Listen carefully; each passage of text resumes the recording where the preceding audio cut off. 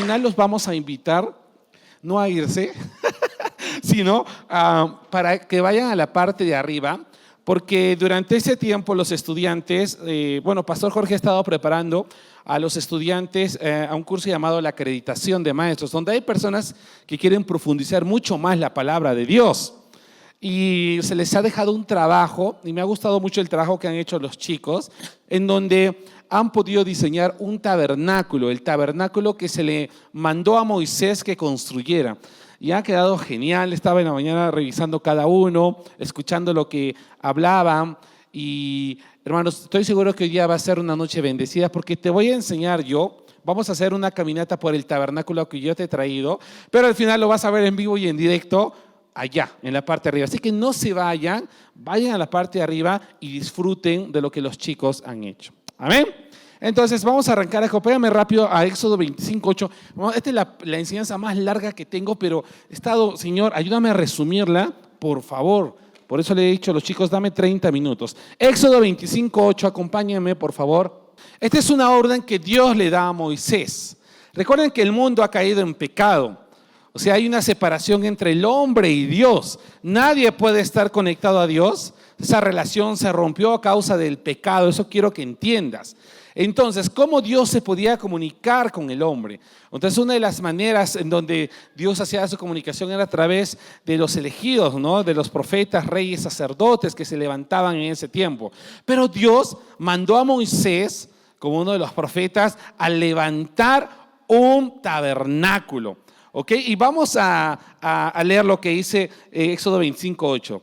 Y harán un santuario para mí, dice el Señor, y habitaré en medio de ellos. Quiero mostrarles el tabernáculo perfecto. Yo mandé a hacer mi propio tabernáculo en diseños, hermano, porque tenían unos copy, entonces se trataba de que no tengan todos. Entonces, esto era el tabernáculo, hermanos, que se mandó a hacer. Y Dios dio muchas especificaciones. Hoy día te he traído cada detalle que el Señor mandó a hacer para que tú veas que todo lo que el Señor manda a hacer tiene un propósito. A él no se le escapa algún detalle por lanzarlo, ¿no?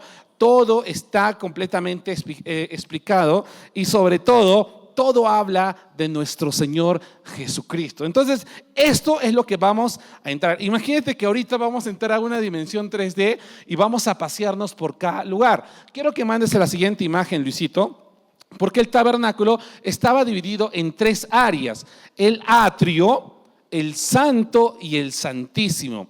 Hoy en día las iglesias católicas han tomado mucho este modelo, similares, no son iguales, en donde el patio, amada iglesia, el atrio era un patio. Ustedes han entrado a la iglesia católica, se dan cuenta que afuera hay un patio. Pues imagínate, eso era el atrio, había un patio. Cuando tú entrabas ya al lugar donde están las sillas, donde se sientan las personas, vamos a tipificar lo que eso es el santo, ¿ok? Y donde está parado el cura era el lugar santísimo. 3 partes, que esto tipifica hoy en día nuestro cuerpo, nuestra alma y nuestro espíritu. Y te lo voy a explicar más adelante, pero quiero hacerlo lo más sencillo. Ahora, ¿por qué Dios mandó a construir un tabernáculo? Porque escúchame, voy a leerte Hebreos 8:5. Acompáñame a Hebreos 8:5. Vamos rápido porque les digo que solo tengo 30 minutos, ahora tengo 27. Hebreos 8:5 dice: los cuales sirven a lo que es figura y sombra de las cosas celestiales, como se le advirtió a Moisés cuando iba a erigir el tabernáculo, diciendo: mira, haz todas las cosas conforme al modelo que se te ha mostrado en el monte. Te voy a explicar esta cita bíblica. Todas las cosas que pasaron en el Antiguo Testamento eran una sombra de aquello que iba a venir en el Nuevo Testamento. O sea, escúchame. Una sombra, no sé si se puede, ustedes a ver en la luz, ¿no? Tú pones la mano en la luz y te vas a dar cuenta que aquí en el piso me hace una sombra. Tú puedes mirar este diseño. ¿Qué será? ¿O será una mano? ¿Será un pie? ¿Qué será? ¿No? O sea, porque vemos una sombra. Pero cuando esto entra a la realidad, te vas a dar cuenta que era una mano, ¿verdad? Entonces hay cosas que a ustedes les va a costar entender, y a mí me costó entender al principio cuando leía el Antiguo Testamento. Pero en el Nuevo Testamento todas estas cosas se te revelan. Por ejemplo, todos los años el pueblo de Israel tenía que venir con un cordero a sacrificarlo. ¿Para qué? Para el perdón de los pecados del pueblo, ¿verdad? Pero esto era una sombra, porque tenía que venir la revelación. El Hijo de Dios, venir en carne, el Cordero de Dios, morir por nosotros para perdón de nuestros pecados. Entonces todo era una figura en el antiguo, y en el nuevo ya vino la revelación. Entonces vamos a entender la revelación de este tabernáculo. ¿Están listos conmigo? No se me duerman, hermanos. Vamos ahí, vamos a seguir leyendo, porque en el capítulo 25, desde el verso 3 vamos a leer, comienzan a darle instrucciones de todo lo que vamos a conocer. Éxodo 25, 3 dice lo siguiente. Vamos, Éxodo 25, 3 dice lo siguiente. Dice: esta es la ofrenda que tomaréis, ¿ok? De ellos. Y comienza a especificarle: para la construcción del templo tenían que tomar el oro, la plata y el bronce. Quiero, Luis Miguel, que me pongas todas estas figuras, por favor. Y esto de acá, quiero que se entienda bien esto. Cuando en la Biblia se habla de oro, se habla de la divinidad de Dios. ¿Ok? El oro. Cuando se habla de plata, se habla de la redención. ¿Ok? Y cuando se habla de bronce, se va a hablar del sufrimiento. ¿Qué es la redención? Hermanos, hemos sido redimidos. La redención tiene que ver que alguien pagó una recompensa para nuestra libertad. ¿Ok? Hemos sido redimidos. Alguien pagó. ¿De quién pagó por nosotros? Jesús, para nuestra libertad. ¿Libertad de qué? Del pecado. O sea, todo es una figura. Y ahora, si leemos el verso, entonces acuérdate, oro simboliza la divinidad de Dios, plata simboliza la redención, bronce simboliza el sufrimiento. O sea, y esto todo tenía que ver con Jesús, y te vas a dar cuenta en qué. Vamos a leer el verso 24, Éxodo 25, 4, dice: también manda otros colores el Señor: el azul, el púrpura, el carmesí y el lino fino. ¿Ok? Vamos, Luis Miguel, con la explicación. El azul, hermanos, tipificaba que Jesús es el Hijo de Dios. ¿Ok? El púrpura, Jesús es el Rey. El carmesí, Jesús es el Salvador. Y el lino fino, que era el blanco, significaba Jesús es el hombre perfecto. Entonces estos hombres comenzaron a construir el tabernáculo, pero ellos no miraban solo simples colores, pero todo tenía que ver con Jesús. ¿Me siguen ahí? ¿Sí? ¿Listos? Ok, entonces luego comienza a decir: pieles de carneros teñidos de rojo, pieles de tejones, madera de acacia, que allá arriba te los voy a explicar, porque si no me va a alcanzar el tiempo. Cada cosa el Señor iba diciéndole que eso tenían que usar para la construcción del tabernáculo. Ok, verso 6 dice: aceite para el alumbrado, especies para el aceite de la unción y para el incienso aromático. El aceite, cuando tú veas, significa la unción, la presencia de Dios, y las especies tienen que ver mucho con adoración. Versos 7 y 8: piedras de ónice, piedras de engaste para el efod y para el pectoral, y era un santuario para mí. Esto me encanta. Otra vez leemos el verso 8: y este santuario era un santuario para mí, y habitaré en ellos. ¿Dónde entonces iba a habitar el Señor? En el tabernáculo. O sea, ¿dónde iba a habitar el Señor? En el tabernáculo. Ahí están conmigo, ¿no? Recuerda que todo es sombra. Todo es sombra de lo que vamos a disfrutar. Entonces, regresemos ya,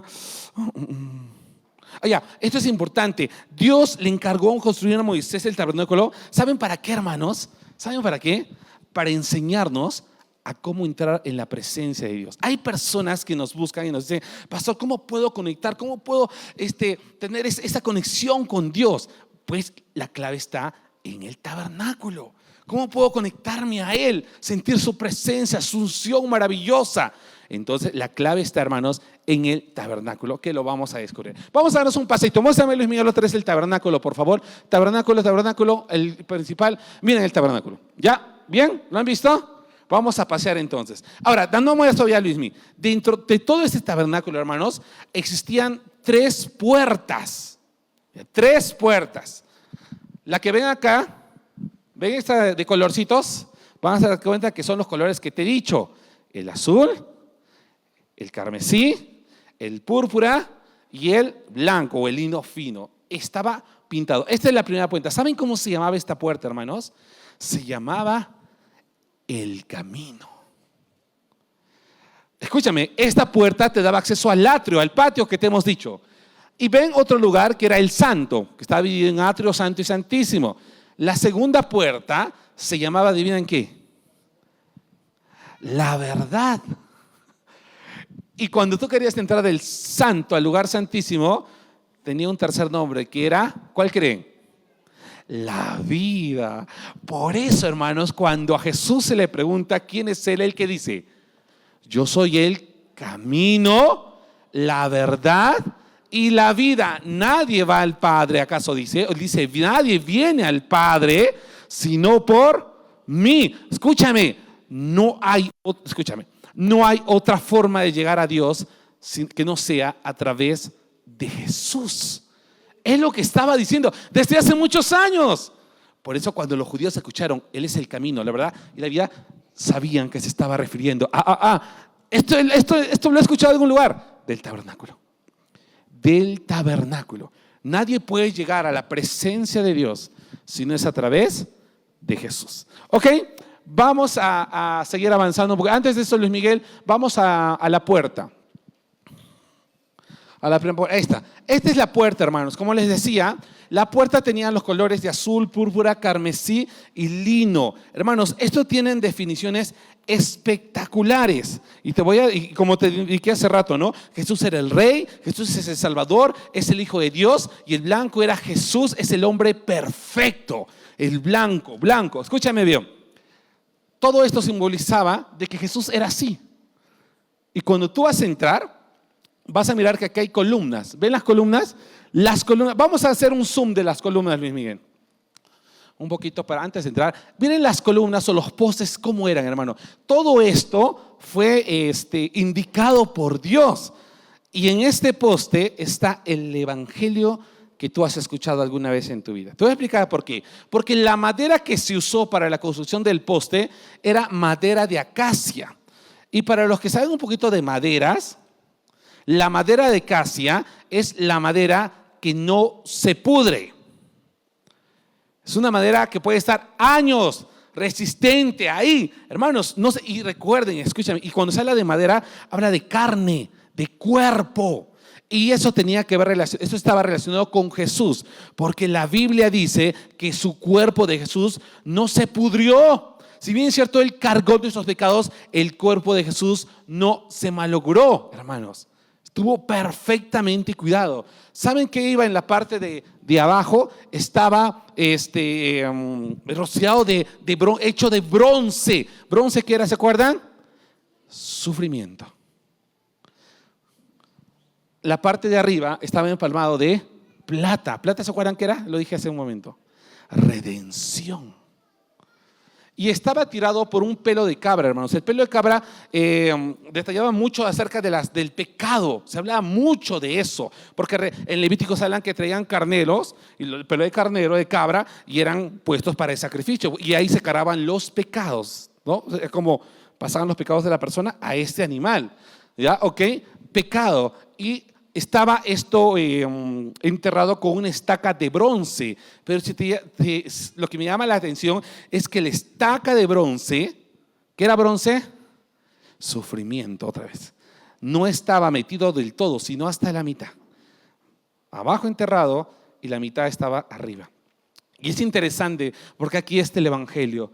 El Hijo de Dios vino a nosotros en forma de hombre, dice. Ok, se hizo hombre por nosotros, habitó entre nosotros, bronce, y sufrió por nosotros.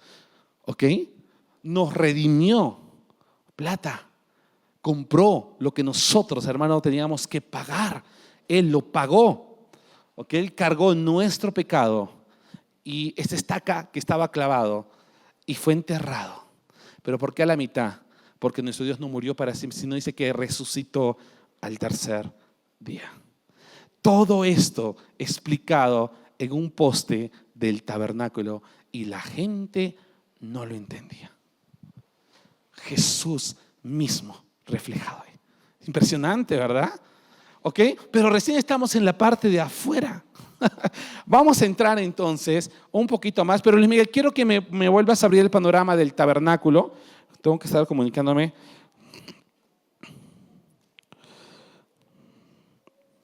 Entonces, todo tenía que ver con el evangelio. ¿Ya está?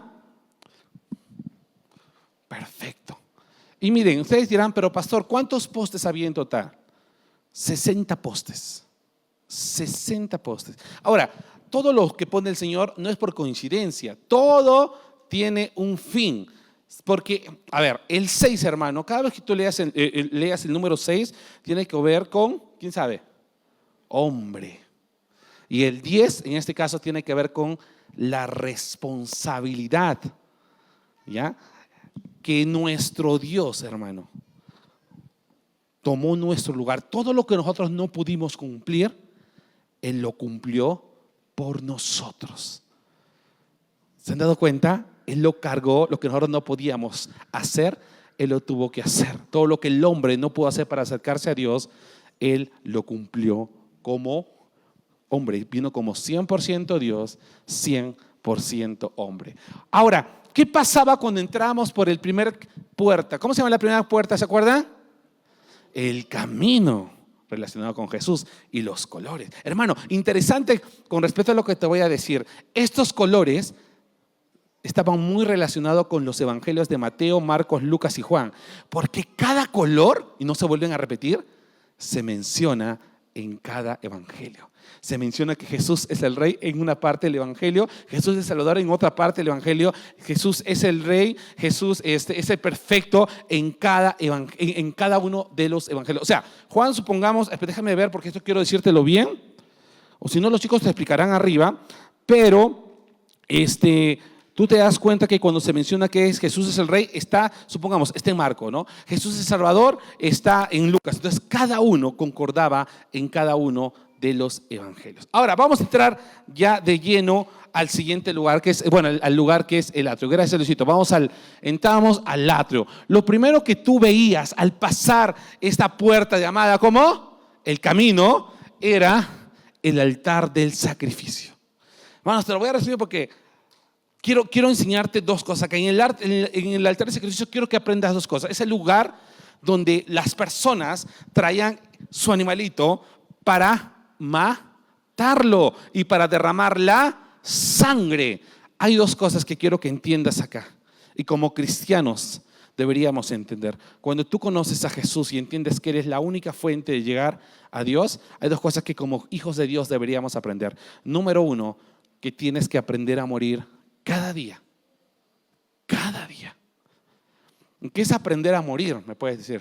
Bueno, nosotros tenemos carne todavía, ¿no? Algunas veces nos quiere ganar esta carne y queremos pecar, queremos enojarnos y decir muchas cosas, pero el Espíritu no trabaja así. Nuestro Espíritu tiene frutos: el amor, la benignidad, la paciencia, la mansedumbre y demás.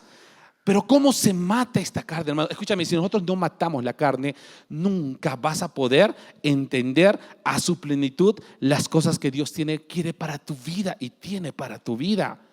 Por eso es importante que cada mañana vayamos a este lugar de sacrificio. ¿Y cómo, pastor? ¿Cómo se mata la carne? A través de la oración. David lo enseñaba perfectamente en el Salmo 63 cuando él decía, Señor, de madrugada, ¿no? Te busco, mi carne tiene anhelo de ti. La oración, escúchame, mata la carne, esa flojera. Al principio va a costar, pero cuando alguien ya tiene hábitos, entonces va a querer disfrutar. Y si no oras, te sientes mal y dices, no busqué hoy día al Señor, me faltó dirección, me faltó tu paz. Hermanos, porque todos los días necesitamos de Él. ¿Lo crees o no? O sea, todos los días necesitamos. A veces no te has levantado con preocupaciones, con afanes, pero cuando has orado, ¿acaso esas cosas no se estaban tranquilizando, no se estaban yendo? No es que se solucione, pero el Señor ya te daba una guía. Pero todo eso se comienza a lograr, hermanos, muriendo cada día. Hay una canción que me encantaba que decía, quiero ser más como tú. ¿Se acuerdan? Los antiguos. Ver la vida como tú, saturarme de tu espíritu y reflejar al mundo tu amor. Todos los días en su presencia. La necesitamos a Él. Yo necesito morir cada día, tú. Hermanos, porque a veces la friego. A veces digo cosas que no debería. A veces me enojo por sonceras. Y digo, no vale la pena haber estado así. No vale la pena haber discutido con mi esposa. No vale la pena haber contestado así en el tráfico. No vale la pena. Porque si no morimos, nunca vamos a reflejarnos a Jesús. Y ahorita vas a entender por qué. Y otra cosa que podemos aprender en el altar de sacrificio, dije muerte. El otro es, se derramaba, ¿qué cosa? La sangre. ¿Sabes qué hace la sangre, hermanos? ¿Qué hace la sangre de Jesús en nuestra vida? Hermanos, la sangre de Jesús tiene poder. Y número uno es, la sangre de Jesús ha perdonado, ha hecho que nosotros tengamos perdón eternamente. La sangre, eso dice en Efesios 1:7, en Juan 1:7 dice, la sangre nos limpia. Romanos 5:9 dice, la sangre nos justifica. Escúchame, perdona, limpia y justifica. Y es lo que les explica algo en la mañana a los chicos. El perdón es del pasado, la limpieza es del presente y la justificación es del futuro. ¿Qué te quiero decir con eso? Que la sangre de Jesús ha arreglado toda nuestra vida, toda. Y esa es la razón por la que tú y yo podemos venir a la presencia de Dios como si nunca hubiéramos pecado. No por nosotros, sino porque su sacrificio fue perfecto. El día que Él derramó su sangre preciosa, Él dice que resucitó y se aparecen unas mujeres. Escúchame. Y quieren buscar el cuerpo de Jesús, pero no lo encuentran. Entonces piensan que este hombre que se ha aparecido se lo ha llevado. Tú te has llevado a nuestro maestro, y luego lo reconocen que era Jesús el que había resucitado. ¿Se acuerdan? Y luego Jesús, ¿qué les dice? Las mujeres lo quieren tocar. Le dicen, no me toquen porque todavía no he ido a mi Padre. La pregunta es, ¿para qué iba el Padre? No, porque después Él se iba a ir al cielo. ¿Se acuerdan? Se despide de sus discípulos. No, pero esta vez ¿para qué iba? Pues la Biblia dice que fue a presentar su sangre preciosa al Padre para perdón de nuestros pecados, tal como lo hacían los sacerdotes. El sacerdote entraba una vez al año en la fiesta más importante y presentaba el sacrificio de todos estos animalitos que las personas traían para perdón de nuestros pecados. Pero saben que había un problema. Esto se tenía que hacer año a año. Pero en el caso de Jesús, su sacrificio fue para siempre. ¿Por qué, pastor? Yo te voy a decir por qué. Porque la sangre de estos animalitos no era perfecta, hermanos. También era corrupta, pero la sangre de Jesús no fue corrupta. Te voy a explicar por qué. Porque la sangre, cuando un bebé nace, hermanos, la sangre que tiene el niño no es de la mamá, sino es del papá. Hagan prueba, es del papá. Yo te hago una pregunta. Si Jesús nació de María, ¿de quién tenía la sangre Jesús? Y Dios, que es eterno. Por eso su sangre es eterna. Wow, ¿sí o no? Eso nos permite que tú puedas presentarte delante de Dios, a pesar de que hayas peleado con tu esposo, a pesar de que hayas hecho que te estés escapado todas tus malas palabras, como si nunca hubiéramos pecado. ¿Por qué? Porque su sangre nos ha limpiado. No fuiste tú, no fui yo, fue el mismo Jesús. Eso quiero que podamos disfrutarlo, hermanos. Que lo disfrutemos siempre. Entonces tienes que entender lo que ha hecho la sangre de Jesús en nosotros. Ahora a continuación, avancemos. Después venía del altar del sacrificio al ladito, estaba lo que era el lavacro. Esto era hecho de bronce, con del material de los espejos de las mujeres. Y esto me encanta, hermanos, porque el bronce tenía una particularidad, que te podías ver reflejado en él. Hermanos, busquemos tanto la presencia de Dios, tanto, ¿ya?, que podamos vernos reflejados en Él, que la gente venga y te diga, tú no te pareces ya a ti, tú has cambiado, te pareces a una persona, hermanos, y que la gente pueda reconocer que nos parecemos cada vez más a Jesús. Pero ¿cuándo va a ocurrir eso? Cuando vayamos al sacrificio, a estar en la presencia de Dios todos los días. Entonces, acá había agua donde los sacerdotes venían, y está interesantísimo, hermanos. Los sacerdotes venían y tenían que lavarse las manos y caminaban descalzos, no utilizaban zapatos, sandalias, descalzos, ¿ok? Y tenían que lavárselos por costumbres las manos y los pies. Pero ¿saben qué me llama la atención? Algo que Jesús dijo. Jesús dijo, ustedes están limpios, ya no necesitan lavarse ni las manos, solamente lavarse los pies. Entonces, ¿a qué se debe explicación? Las manos, hermano, la Biblia enseña que eso tipifica nuestras obras. Y los pies significa descalzos, caminando en este mundo, haciéndote recordar que no eres de este mundo, pero habitas en este mundo. Escúchenme, hermanos. Si alguien dice una vez que nosotros somos extraterrestres, pues lo seamos, hermano, porque extraterrestre significa que no somos de acá. Y Jesús dijo, no son de acá, pero están acá. ¿Y con qué fin estamos acá? Pues para predicar el poderoso evangelio de la palabra de Dios en la vida de las personas que tanto lo necesitan. Por eso todavía estamos vivos, para predicar a otros. Y que nunca te olvides de que necesitamos la palabra de Dios todos los días.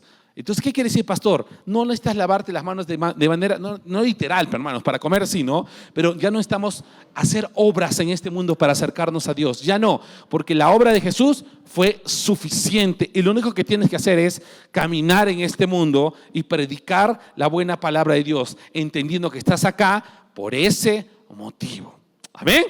¿Ya? Entonces lo siguiente, el agua, la palabra de verdad. Cuando nosotros estamos muriendo en la oración, o sea, buscando a Dios, dejando que el Señor se muestre en nosotros, lo siguiente que tiene que pasar es la revelación de la palabra de Dios. Entender su palabra, entender las cosas, las promesas que el Señor ha prometido en nuestra vida. Es un momento que tú dices, Señor, yo te creo. Yo te creo, a pesar de todo yo creo en lo que tú has dicho. Y entramos a la siguiente puerta. Y la siguiente puerta, ¿se acuerdan cómo se llamaba? La primera se llamaba el camino. La segunda, la verdad. Y vamos a entrar a la verdad. Ahí está, miren. Y es interesante porque si te das cuenta, en la parte de la puerta de la verdad existían 5 pilares. Los 5 ministerios, hermano. 5 ministerios que sirven para la edificación de la iglesia. Levanten su manito. Les voy a explicar los 5 evangelios, los 5 ministerios rápidamente. Todos así nomás. Sencillo, mira, cuando te dices con la manito, muevan el gordito, el pulgar. Este pulgar puede tocar, es el único dedo que toca a todos, ¿verdad? Este va a ser el apóstol. El apóstol hace la función de todos los otros ministerios. Puede ser de pastor, de maestro, profeta. El segundo, el que te señala, ya este es el profeta. Dios dice, Dios dice, Dios dice. El tercero es el que siempre le gusta alcanzar, el más larguito, las naciones. Es el evangelista. El que está acá, el que es donde se lleva el anillo, el pastor. El pastor es el que se casa con la iglesia. Por eso tú nunca vas a ver a los apóstoles pastoreando una iglesia. O sea, pueden hacerlo temporalmente, pero no se quedan. Si no, levantan una obra y se van. Levantan una obra y los apóstoles están sufriendo constantemente. Y los últimos, este de acá, que es el único que puede entrar a tu orejita y sacar cochinadas, ya. Ese es el maestro. Ahora, ¿por qué el maestro saca cochinadas? No, hermanos. Lo que hace el maestro es sacar cositas, enseñanzas que otros no ven. ¿Ya? Así, esto no me ha percatado. El maestro sí te enseña. Sabe cómo guiarte, sabe cómo ilustrarte el panorama. Esos, los 5 ministerios. Y estas 5 columnas eran los 5 para edificación. Ahora tú dirás, pero pastor, ¿y nosotros dónde estamos? Pues yo no te lo voy a contar ahorita, te lo voy a contar en la parte de arriba para que te digan dónde están los que no tienen los 5 ministerios. Y arriba te van a enseñar. ¿Les parece? Para no contarles todo. Vamos a entrar de frente al santo. Entonces van a preguntarle cuando vean, ¿y nosotros dónde estamos? Los que no somos de los 5 ministerios. Hermanos, solo te voy a decir algo. No somos más importantes que los que no son parte de 5 ministerios. No somos iguales. Y te lo van a enseñar en la parte de arriba. Entonces, vamos, Luisito. Cuando entramos al lugar santo, que se llama la puerta de... ¿Cómo se llama la puerta? ¿La segunda? La verdad, ¿ok? Hoy estoy maestro. Entonces, vamos a encontrar el candelabro, hermanos. El candelabro. Este candelabro siempre estaba encendido. ¿Ya? Y tipifican muchas cosas, hermano, que te quiero mostrar. Porque, escuchen, Jesús dijo, en la palabra dice que lámpara es a tus pies tu palabra. Entonces la palabra nos da revelación. ¿Ok? Si nosotros, escúchame, este libro, si tú lo lees como un libro común y corriente, vas a entender información. ¿Ok? Pero cuando tú, yo les reto, hermano, les reto y se va a acercar a mí. Yo oro de esta forma, Espíritu Santo. ¿Por qué? Porque la Biblia dice que el Espíritu Santo nos revelará toda verdad. ¿Y qué es la verdad? Tu palabra es verdad, ¿se acuerdan? Entonces yo le digo, Espíritu Santo, así me levanto, revélame tu palabra. Te lo pido en el nombre de Jesús. Y el Señor me va mostrando cosas de un solo verso. puedes extraer muchas cosas. Pero escúchame, es una palabra tan específica que ya no es información, sino es una revelación para tu vida. De repente, y perdona, no seas como… Y tú de repente te acuerdas de tu esposo. Y yo esta noche te estoy ordenando que perdones a tu esposo. Hazlo. Y es una palabra revelada. Pero mi esposo ya no está. Pero en tu corazón sigue habitando hace muchos años. Perdona ahora, perdona. Y te va revelando. Entonces, esta lámpara estaba siempre, mira, siempre en el lugar santo. Ahora, Juan 8:12 dice: una vez más Jesús se dirigió a la gente y les dijo: yo soy la luz del mundo. El que me sigue no andará en tinieblas, sino que tendrá la luz de vida. ¿Quién es la luz entonces que brillaba en esta lámpara? Jesús. Quiero que entiendas, esta lámpara estaba prendida siempre. ¿Y quién estaba? Ahorita está apagada, ¿no? Sí está apagada por la imagen, pero normalmente estaba prendida siempre, hermanos. Y esa lámpara era Jesús, su palabra. Su palabra que tiene que estar en nosotros siempre encendida. ¿Y a través de qué se encendía? A través del aceite. ¿Qué es el aceite? La unción del Espíritu Santo en nuestra vida. A veces te sientes apagado, que no quieres orar, es porque tu aceite está bajo. Pues tienes que recargarte orando. Hermanos, en la Biblia cuenta también que cuando el pueblo de Israel avanzaba, dice que por el día los acompañaba una nube y por la noche los acompañaba una columna de fuego. ¿Sabes qué significa eso? La nube significa la presencia de Dios acompañándote en tu vida. Escúchame, todo es sombra, ¿se acuerdan? Todo es sombra, ahorita te voy a explicar al final. Y en la columna de fuego, el fuego significa poder.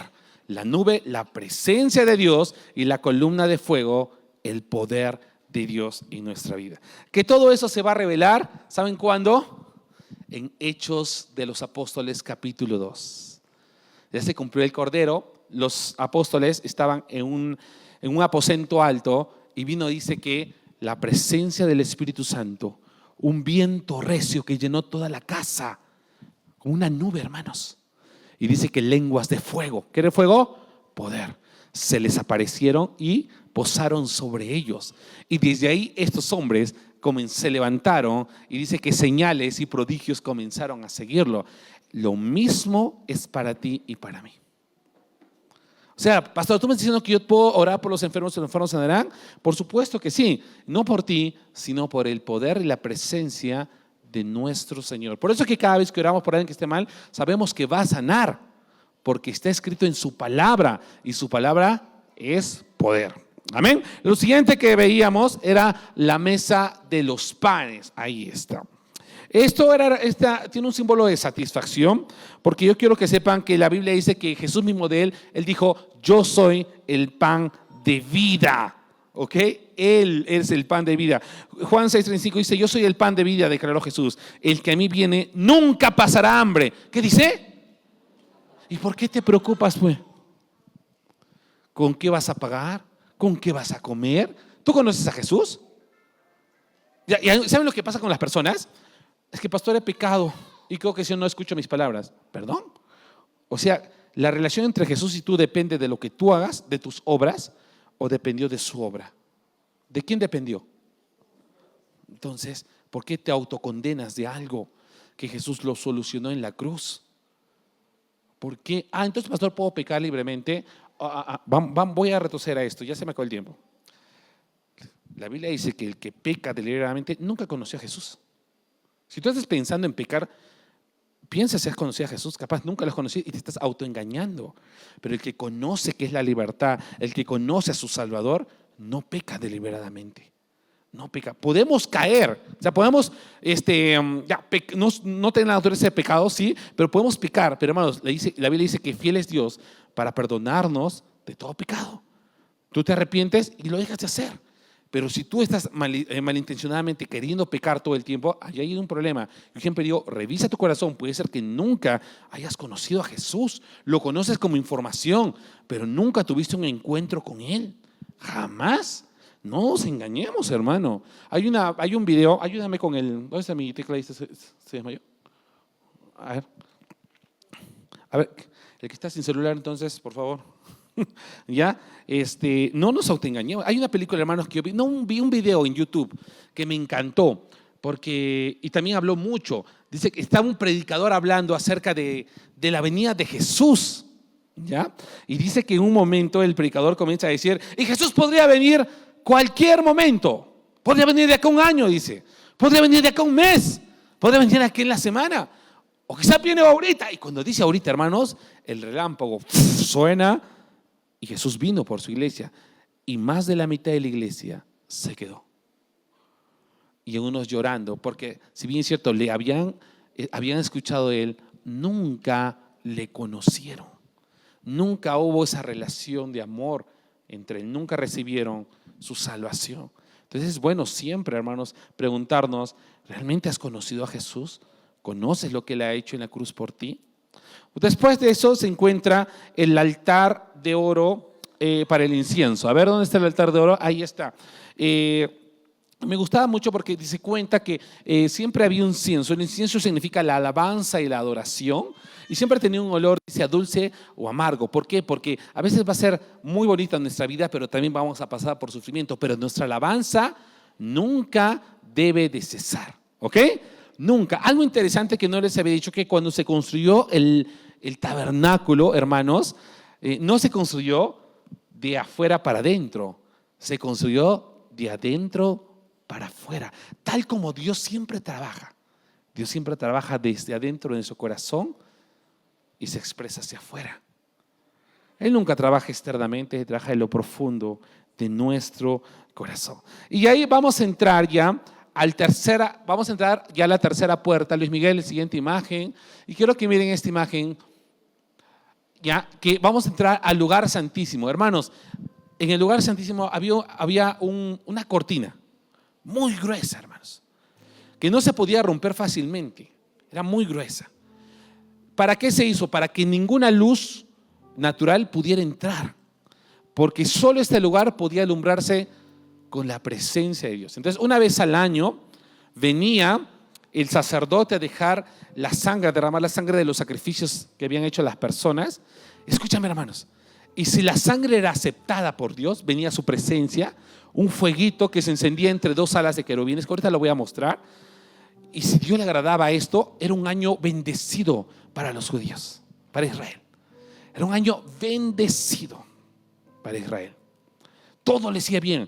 Pero si el pueblo, si esto no era correcto, no se había hecho de la manera que Dios había dicho, el sacerdote que entraba una sola vez al año, el sumo sacerdote, no era recibido, el sumo sacerdote moría instantáneamente, porque nadie podía estar en la presencia de Dios con pecado.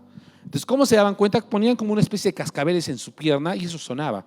El momento que dejaba de sonar, decían, ha muerto. ¡Hoy, desgracia para Israel! No, todo nos va a ir mal. Y lo sacaban ya muerto. Pero si todo iba bien, era un año bendecido para Israel. Pero quiero mostrarles lo que pasaba en el lugar santísimo. Vamos, Luis Miguel, pasa, que voy a mostrar rápido. Estaba el arca de la alianza, lo que Indiana Jones paraba buscando y nunca pudo encontrarlo, ¿no? Lo que muchos hombres han buscado por mucho tiempo, el arca del pacto. Mira, ahí están las salas, entre las salas de los querubines que estaban de esa forma, venía la presencia de Dios, como ese fueguito, ese humo, ya que los visitaba.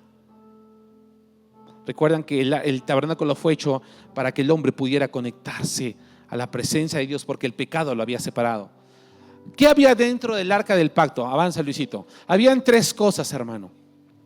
Número uno, estaba esta jarra de oro donde se guardaban los manás, con lo que se hacía el pancito, con lo que Dios proveyó. ¿Qué te quiere decir? Que en ese lugar, en el lugar santísimo, estaba la provisión mostrada de parte de Dios para nosotros. La provisión. ¿Saben cuándo desconfiamos y cuándo no hay fe? Cuando nos preocupamos de qué vamos a comer, con qué vamos a pagar. Pero Dios te estaba diciendo ahí, yo voy a bendecirte, yo voy a proveerte, no te preocupes, lo único que quiero es que aprendas a descansar en mí. ¿Qué más había? Como pueden mirar ahí, estaba la tabla de la ley. Ya era un momento, dice, en donde la tabla de la ley, que era externa, ya no estará más así, sino que esa ley iba a habitar en nuestros corazones. Estaba la dirección de Dios para nuestra vida. Por eso cada vez que fallamos o pecamos, viene a nosotros, no hagas esto, porque la ley de Dios ha sido escrita en nuestros corazones. ¿Y saben qué más estaba? Estaba la vara de Aarón, una señal de poder, porque escúchame hermano, era una rama que no tenía raíz, que había sido cortada, y que a esta rama le sale un fruto, que es un almendro. O sea, es como decir que de un palo de escoba, páseme el palo de escoba para encerar, y de repente le sale hojas y le sale un fruto milagroso. Es para que entiendas el poder de Dios en nuestra vida. Y la vara también seguía como dirección, fue usada, y Dios te va a guiar en tu vida. Todo esto estaba en el lugar santísimo. Pero ¿saben qué? Esto es la sombra. Todo esto que te he contado es la sombra. Porque el Señor dijo, necesito que me haga un templo para que habite. Y la Biblia dice en el Nuevo Testamento que nosotros somos el templo de Dios. Su presencia ya no habita en cuatro paredes. Él habita en nuestro espíritu, haciéndonos recordar su provisión, su amor, haciéndonos recordar su guía, su voluntad para nosotros, su sanidad para nosotros. Escúchame bien, la presencia de Dios habita en ti y habita en mí. Por eso hay que cuidar el templo del Espíritu Santo. Constantemente su Espíritu habita en nosotros. Wow, tantas cosas. Pero ¿te das cuenta que todo, sabes de quién trataba? De Jesús. Todo hablaba de Jesús. ¿Acaso Dios no es bueno? ¿No es bueno? Pero te voy a contar algo más para terminar. Muéstrame la imagen del lugar santísimo, Luisito. ¿Saben qué, hermanos? Esta cortina era tan gruesa que lo que te decía es: nadie puede llegar a la presencia de Dios. Nadie. Pero el día que Jesús está en la cruz, y se acuerdan que dice consumado es, y entregó su espíritu, la Biblia cuenta y dice que hubo un terremoto fuerte y que la cortina del templo se partió de arriba hacia abajo, no de abajo hacia, o sea, de la que está en la parte de arriba hacia abajo, indicándonos que nunca más el hombre iba a estar separado de Dios, sino que por medio del camino, la verdad y la vida, que es Jesús, podríamos tener acceso al Padre para siempre. Y lo que muchos hombres no disfrutaron, tú y yo podemos disfrutarlo el día de hoy. ¿Qué cosa es? La presencia de Dios. La hermosa presencia de Dios. Hermanos, la presencia de Dios transforma vidas. Y si tú estás acá, es porque tú experimentaste la presencia de Dios. Hay un joven que estaba escuchando de una película, una de las canciones que más me ha gustado a mí en mi tiempo de cristiano. Él contaba su testimonio porque él escribió esta canción. Y él decía, esta canción la escribí en 10 minutos. Y él dijo, no, estás equivocado, le dijo una chica. Esta canción no fue escrita en 10 minutos, fue escrita en muchos años, porque esto es tu vida. ¿Puedes contarme por qué has escrito esta canción? Y el joven le dice, nunca le he contado mi historia a nadie. Y cuando comienza a abrir su corazón, él dice, mi padre fue un monstruo. El hombre había sufrido muchas cosas. Fue abandonado por su mamá, golpeado por su papá, brutalmente tenía sueños y su papá los hundía, no le interesaban las cosas que él podía soñar. Y saben que en un momento dado él crece con mucha amargura y se esperanzó en Jesús, y creo que su novia él decía, estoy orando todos los días por ti. Pero él al final, él conoce realmente, entra una revelación en su corazón de parte de Dios, y su papá, que fue un monstruo literalmente, como él decía, inclusive a la edad de 11 años le dio tal paliza. O sea, fue tan grande la paliza que le dio este joven que él cuenta que no podía dormir. Tuvo que dormir boca abajo por el dolor que sentía. Mucho abuso sufrió. Pero después él cuenta, dice, a través de esta canción yo pude, y a través de los años de conocer a Dios, yo pude ver cómo mi padre, que fue un monstruo, llegó a ser transformado por Dios. Porque cuando alguien conoce el camino, la verdad, y llega a la vida, que todo tiene que ver con Jesús, su vida nunca más es la misma. Con el tabernáculo yo te digo que tu vida no puede ser la misma. Es imposible. Si tú todavía no has experimentado un cambio, es porque te falta conocer al Maestro, te falta conocer a Él. Y la única forma de conocerlo es rendirte delante de Él y decirte: necesito que seas mi Señor y mi Salvador personal. Y vas a ver, y te reto, cómo Dios va a transformar tu vida de pies a cabeza y nunca más serás la misma persona. Y serás el uso, o serás una forma en la cual Dios te va a usar para que otras personas le conozcan a Él. Yo lo creo con todo mi corazón. Lo creo, porque estás viendo una persona que también pasó muchas cosas parada acá, y muchas veces contado mi testimonio, muchas personas se conectan y me dicen: pastor, yo también quiero